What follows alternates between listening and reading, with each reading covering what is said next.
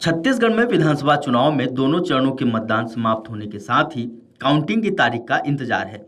इस बीच सियासी गलियारों में प्रत्याशियों के हार जीत को लेकर चर्चाएं तेज हैं। छत्तीसगढ़ में इस बार सत्ता की चाबी किसी भी पार्टी के लिए जाए, लेकिन मुख्यमंत्री कौन होगा, इसको लेकर अटकलों का बाजार गर्म है। सियासी विश्लेषकों की ओर से भाजपा और कांग्रेस दोनों ही दलों में उन चेहरों को लेकर मंथन शुरू है जो मुख्यमंत्री पद की रेस में शामिल हो सकते हैं। छत्तीसगढ़ में कांग्रेस और भाजपा दोनों ही अपनी अपनी जीत के दावे कर रहे हैं।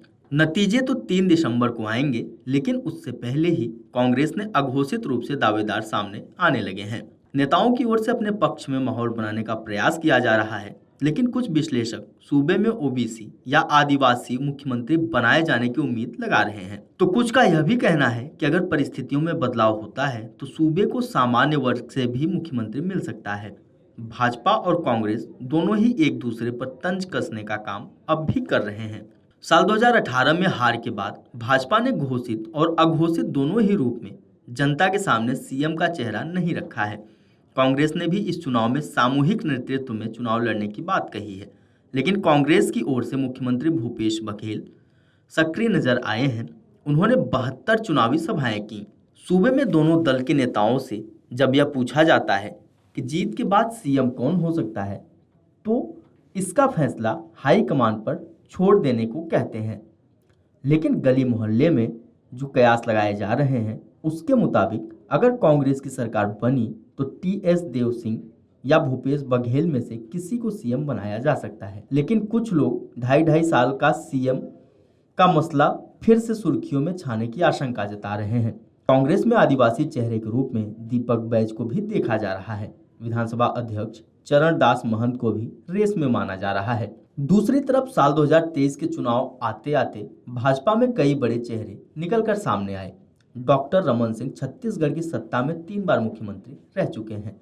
इस वजह से भाजपा की सरकार बनने पर उन्हें भी सीएम पद की रेस में माना जा रहा है। अगर भाजपा में ओबीसी चेहरे की बात करें तो भाजपा प्रदेश अध्यक्ष अरुण साव और सांसद विजय बघेल भी रेस में दिख रहे हैं। नए चेहरे के तौर पर राष्ट्रीय नेतृत्व में करीबी नेताओं में शुमार ओपी चौधरी को भी सीएम पद की रेस में माना जा रहा है। छत्तीसगढ़ में 17 नवंबर को दूसरे चरण का मतदान संपन्न हुआ। इस चरण में कुल 70 सीटों पर 68.15% लोगों ने वोट डाले। छत्तीसगढ़ में जिन 70 सीटों पर दूसरे चरण का मतदान हुआ, वहां 2018 में कुल 76.69% वोट पड़े थे। दूसरे चरण की सीटों में सबसे कम रायपुर नगर उत्तम में मतदान हुआ। यहाँ मतदान प्रतिशत 60.28 था। इसके बाद रायनगर पश्चिम में 60.45%, जयपुर ग्रामीण में 61.11%, बिलासपुर में 61.59% और रायपुर नगर दक्षिण में 61.66% वोट डाले गए। छत्तीसगढ़ में सभी 90 सीटों की बात करें तो 2018 में छत्तीसगढ़ में कुल 76.45% मतदाताओं ने वोट डाला था। बीजापुर सीट पर 2018 में सबसे कम 48.9% मतदान हुआ था। वहीं सबसे ज्यादा 88.83% कुरूद विधानसभा सीट पर मतदान हुआ था। वीडियो डेस्क अमरउजाला.com। अगर आप ये वीडियो YouTube पर देख रहे हैं तो हमारे चैनल को सब्सक्राइब करें और बेल आइकन को दबाना ना भूलें। अगर आप Facebook पर ये वीडियो देख रहे हैं तो हमारे पेज को लाइक करें।